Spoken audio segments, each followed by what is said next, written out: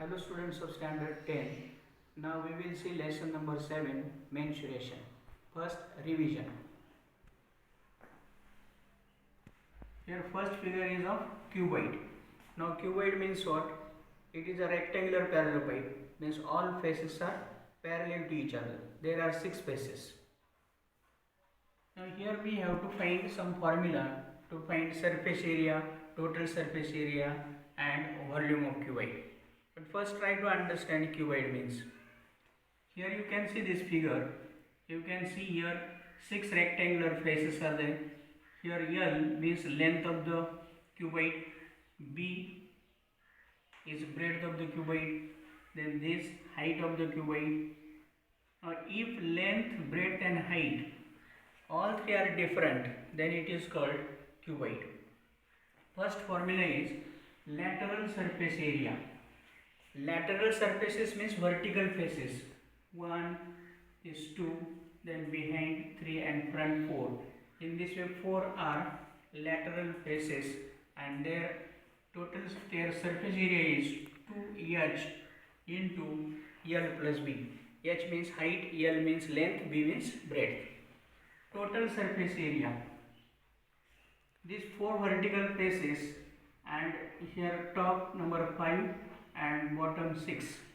So total surface area means the surface area of all 6 faces is equal to 2 in bracket L into B plus B into H plus L into H.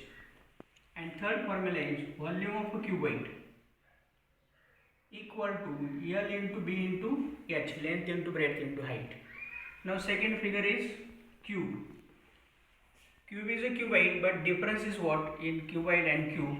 Here length, breadth and height all three are equal. That's why it is shown by letter L. L. Length, breadth and height all three are equal. That's why this cuboid is called cube. Lateral surface area.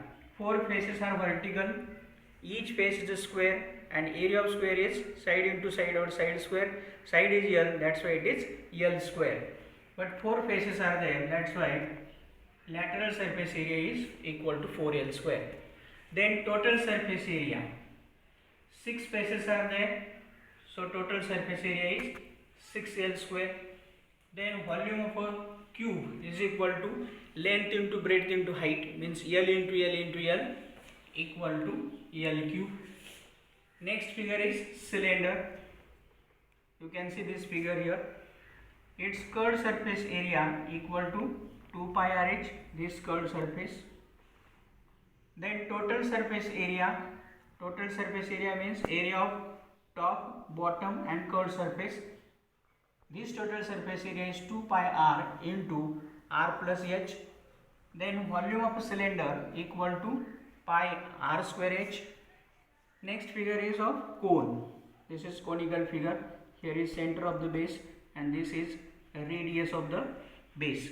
Here L is the slant height and H is called perpendicular height of the cone. First formula to find slant height L is equal to under root H square plus R square. Second formula, curved surface area of a cone equal to pi RL. Third formula, total surface area of a cone is equal to pi R in bracket R plus L. Fourth formula is volume of a cone equal to 1 upon 3 pi R square H. Next figure is sphere.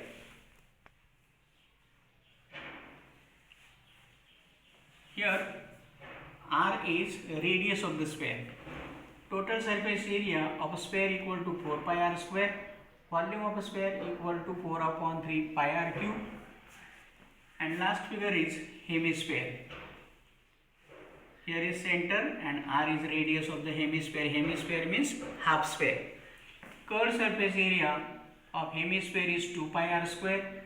Then total surface area of a solid hemisphere equal to 3 pi R square and volume of hemisphere equal to 2 upon 3 pi R cube.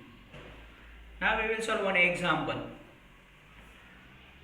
Find the volume of a cone if the radius of its base is 1.5 centimeter and its perpendicular height is 5 centimeter.